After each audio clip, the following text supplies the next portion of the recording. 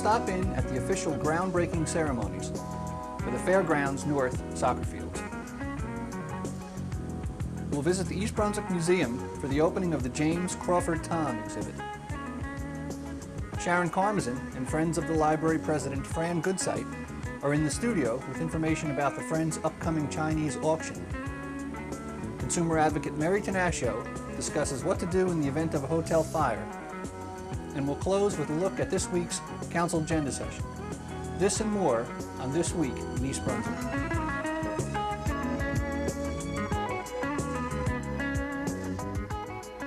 On Tuesday of this week, Township Business Administrator John Runyon represented the Township at the groundbreaking of the new Fairgrounds North soccer and football fields, located off Fern and Cranberry Roads. Welcome in any case to the groundbreaking for Fairgrounds Park North. I think it's been the dream of a lot of people for many years, probably close to 10, although the real push I think is at least 6 or 7 years from the planning stages to the point where we are now. And it is going to be a wonderful facility for the youth of this community in soccer and football when it's completed. We all look forward to that. Later, Runyon introduced Dave Gordon of the East Brunswick Soccer Club and Bo Smith of St. Bart's Buffaloes.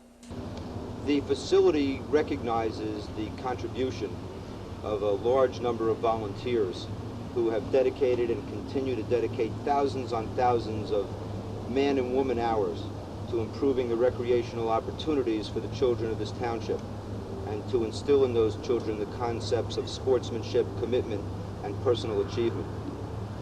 I would personally, on behalf of the soccer club, like to recognize the efforts of Pierre Dietrichson, who has been involved with the club since its inception, has been its secretary for the last 7 years, and who was just recently installed as the president of the Chamber of Commerce of the township. Mr. Dietrichson's single-minded dedication to seeing these fields become a reality is surpassed only by his continuing efforts to improve recreational opportunities in the township and betterment of our business community in general. The fields should stand as a monument to those unnamed volunteers, thousands of them, who, like Mr. Dietrichson and like I, believe that organized sports in this township can help to shape young bodies and young minds of our children, the children who will someday succeed us as parents, as leaders in this community, and who will hopefully take a world that is improved by our efforts and make it even better. Thank you. To add a comment or two relative to the fact that the township's been very cooperative with local sports groups. This is a further commitment on their part, and being here, the groups being represented as they are should be interpreted as a commitment on our part, both to the youth and to the cooperation of the township, to which we're very, very grateful for the opportunity to use what will be a premier facility in this township. And we're very grateful and we thank you. Thank you. According to Tom Schuster, Director of Parks, Recreation, and Public Works, work on the 15-acre site will be completed this year, and after 2 full growing seasons, the fields will be ready for use in the fall of 1985.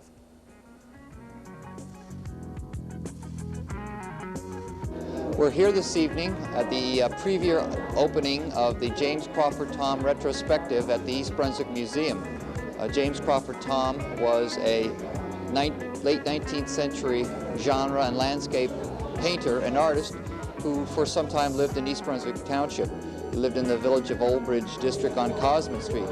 And the East Brunswick Museum is featuring a retrospective of his works, which will be running from October the 9th through December the 18th. The museum will be open on Saturdays and Sundays from 1:30 p.m. to 4 p.m. Also, additional tours of the museum for the James Crawford Thom Show can be made by special arrangement by contacting the museum. I think that many people will be wondering and marveling over the many fine works that have been done by this quite noteworthy artist, one who is an artist who is American by birth, has trained in Europe, and has the talents to endure in time. we welcome many people to come down and see the show.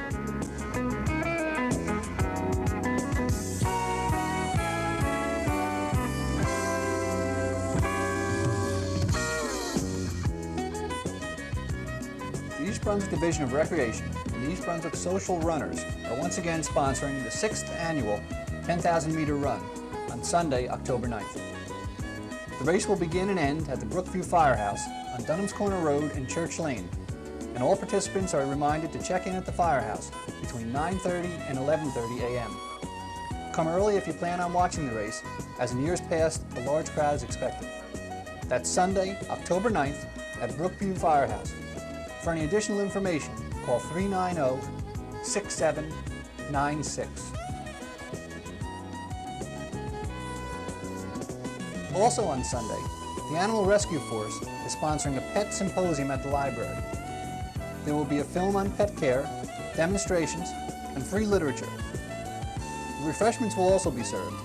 That's 2 p.m. at the library, and for additional information, call 257-7559.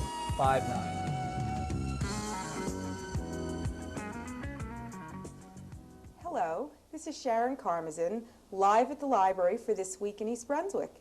My guest today is the president of the East Brunswick Friends of the Library, Fran Goodsight, who's here to tell us about an upcoming fundraiser that the Friends will be sponsoring in October. Hi, Fran. Hi, Sharon. Thank you. The Friends of the Library is sponsoring a Chinese auction on October 14th at the high school cafeteria, the East Brunswick High School cafeteria.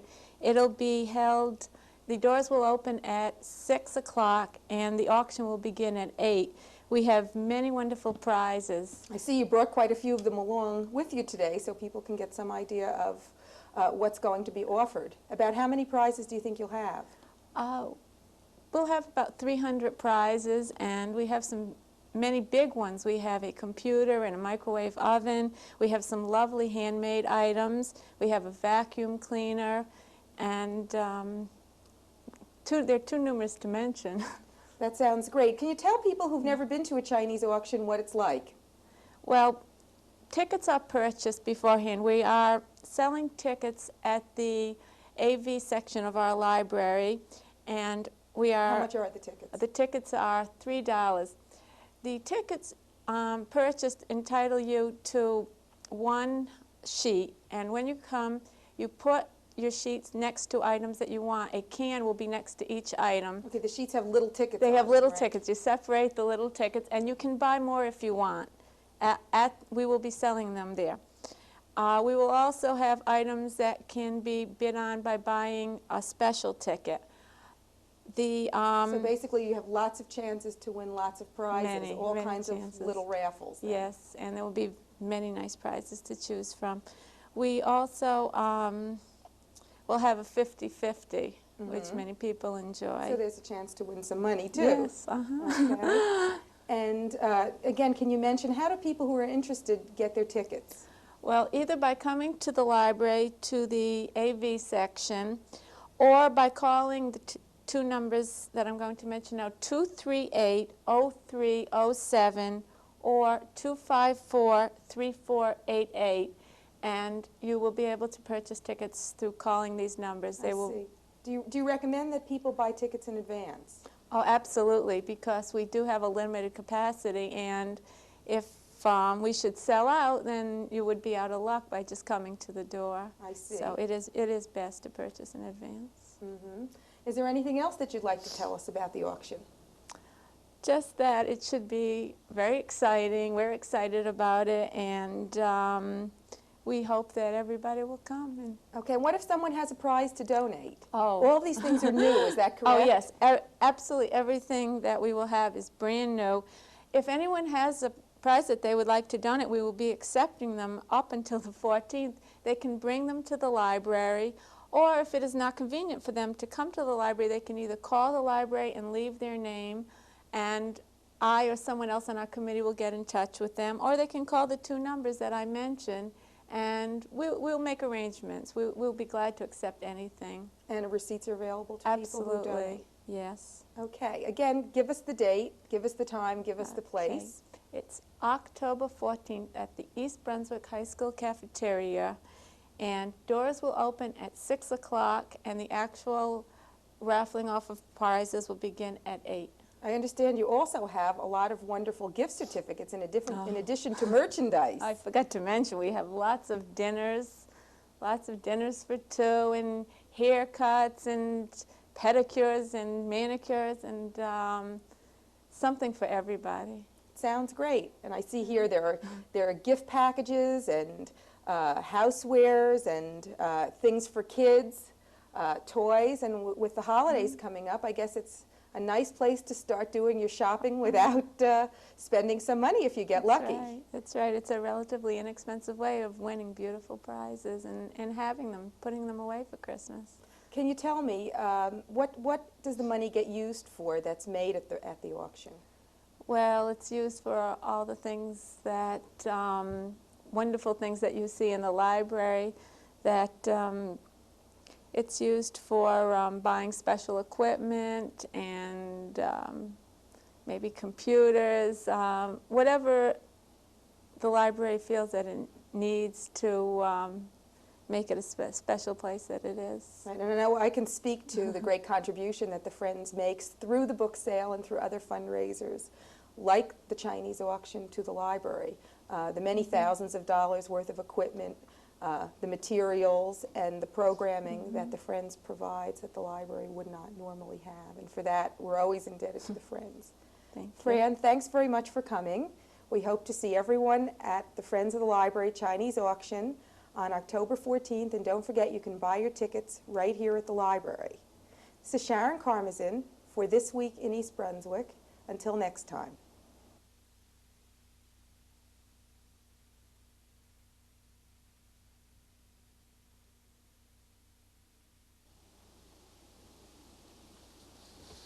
Hello and welcome to Consumer Aware. I'm Mary Tenaccio, and today we're going to discuss how to survive a hotel fire. I know that seems like a very morbid subject, but believe me, how many of us have heard of such fires in the last couple of years? The same safety tips that I will give you today can apply to fires even in your own home. When checking into a hotel, most of us don't take the time or even think to check fire exits. When you check in, check the exits near you. Make sure that they work. Another helpful hint is to count the rooms between your room and the nearest fire exit. Find the nearest fire alarm system. Keep your room key very close to you at night, either in pants pocket or right on the end table next to the bed. Check the windows in your room to see if they open or not. Check what's outside of your windows, if there is a ledge, if there is a balcony, what story you are on. If there is a fire in the hotel and you are there, some of the tips are as follows. Grab your key and make for the door. If there is any evidence of smoke in the room, roll out of your bed and crawl to the door. Don't stand, because smoke and deadly gases rise. Feel the door with the palm of your hand. If the doorknob or the door is hot, don't open it. If it is not, and you can open the door, check the hall. If everything is clear, walk to the nearest exit. If there is any smoke in the corridor at all, crawl in the hallway. Stay close to the wall and don't use an elevator. Remember, not many people die from flames. They die from the smoke. Of course, walk down the stairs. Hold on to handrails for guidance. What to do if room door is hot or smoke is dense in the hallway. You can stay in your room and still survive a fire.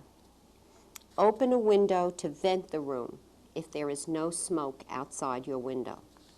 Let someone know that you are in that room, either by using the phone if it works, calling for help, or hanging a bed sheet out the window. Fill the tub with water. It might be needed for firefighting. Turn on any bathroom fan, which would help alleviate the smoke. Wet as many towels and sheets as you can, and these you will need to put around the doors and the cracks if smoke starts to seep in. Get fresh air if you can. If there is no black smoke or flames outside of your particular window, crack the window if it does not open, either with a chair or a dresser drawer. Take one of the wet towels and use it over your head as a tent. Remember to always keep low in a fire, especially if there is a lot of smoke. Do not panic in a fire. Panic is usually a result of not knowing what to do. Be conscious of possible fires in your home and what you and your children should do in case of fire. Most people do not die from flames, as I said before. They die from smoke or panic. Practice fire procedures in your own home. Training is very habit-forming, especially for children. Train yourself and your children in the habits of safety. This message was brought to you from your Consumer Affairs Office. Thanks so much for tuning in today, and see you again next week.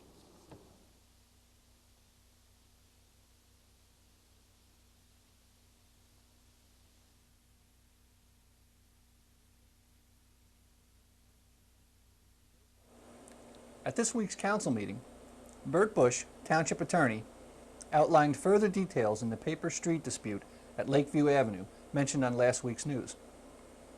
Bush, who visited the site, said that there was a clearly marked pathway leading to the lake, and the Andersons, who had offered the neighbors a private easement, revised that offering to give back 10 feet of the original 25-foot right-of-way. After comments and suggestions from the many residents at the meeting, the council decided to pursue the original course suggested by Mayor Fox and take the matter to court to put things back the way they were. Also at the meeting, Ed Rella of the East Brunswick Water Policy Advisory Committee answered questions about the recent recommendations. Mayor Fox underscored the committee's emphasis on quality in their selection of Middlesex County Water Company as East Brunswick's water supplier. From the very beginning, the committee has focused on quality as the first criterion and cost as the second. And it looks like all of these are equal quality alternatives, I think.